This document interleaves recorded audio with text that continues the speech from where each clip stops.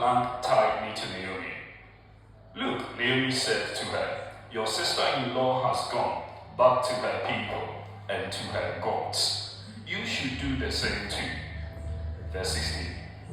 But Ruth replied, "Don't ask me to leave you and turn back. Wherever you go, I will go. Wherever you live, I will live. Your people will be my people, and your God will be my God.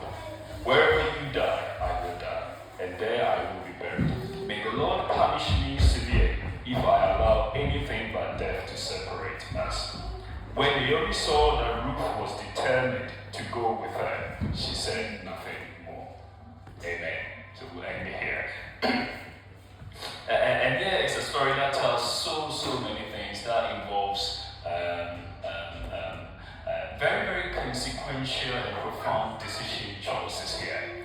Decisions that will have far-reaching consequences later down the line. So you have two women.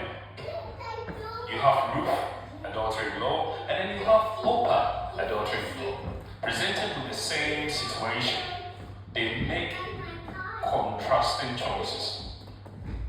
One makes a choice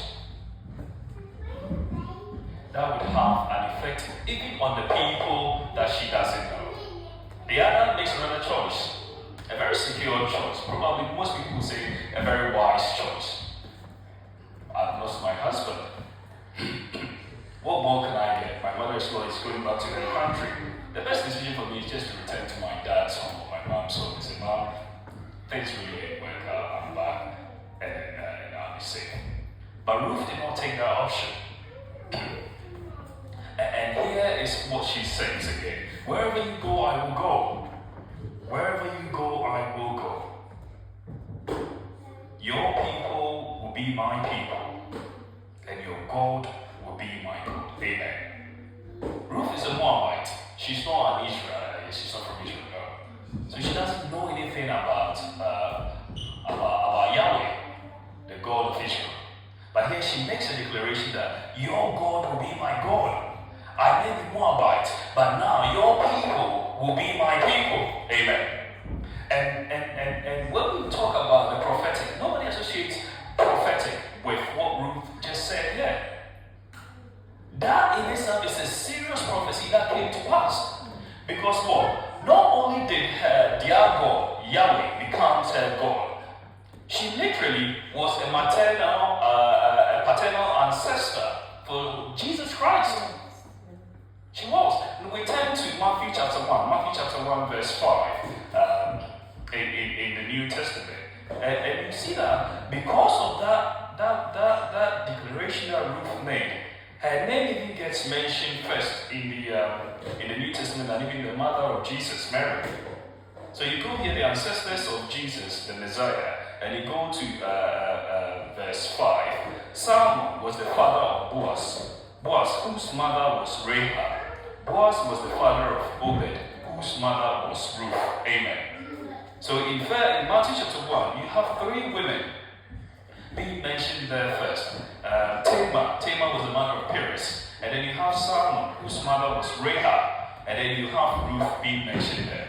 And these three women, at various stages in their lives, make certain choices, certain decisions that in effect causes them to inherit.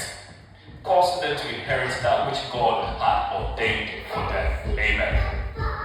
I'll quickly dive into the story of Tamar. Tamar was married to the sons of Judah, and the first son died, got married to the second son died, and then Judah was like, I'm not going to give you my third son, because he's also probably going to die, and then Tamar was like, that is not the deal.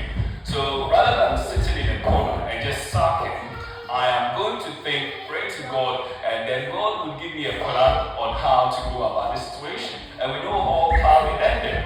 She came up with a plan, disguised as a prostitute somewhere close to Judah, and then Judah went to solicit her services, and it ended up pregnant with Perez and the baby for Judah.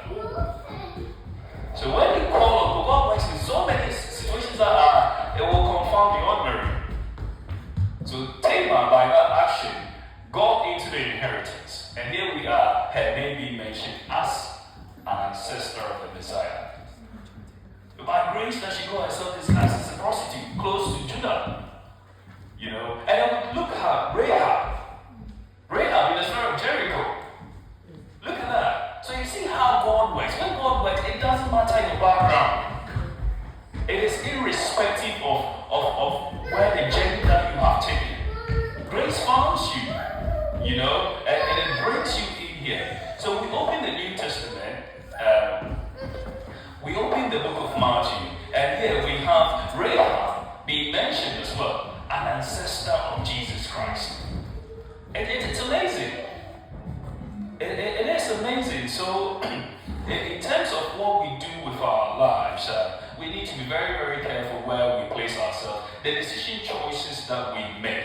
Because we will either inherit by the decision choice or we get disinherited. So here you find that Ruth and Oprah, the other daughter-in-law of Naomi, had a decision to make. One took a decision, and after this we don't hear of her or whatever happened to her anymore. The other took a decision which led, literally, she says, well, your people will be my people. And the whole thing just manifests. That the people of Israel then becomes the people that belongs to the kings from the lineage of Ruth. Ruth's son Obed, Obed's son Jesse, Jesse's son King David. So you see that the declaration that your people will be my people has just manifested itself. Solomon and the rest, and it all goes on. And here is a Moabite woman. And then she says, your God will be my God. Amen. Your God will be my God. And I bet you think God is sitting in heaven like, wow, this lady's got some, yeah. Wow. Your God will be my God. And it comes to pass. It comes to pass. The Messiah comes from the line of David. David is a great grandson of Ruth. So we need to be very mindful when we are making decisions. We need to make decisions that causes us to inherit the promise of God. And here in verse 18, now Naomi saw that Ruth was determined to go with her.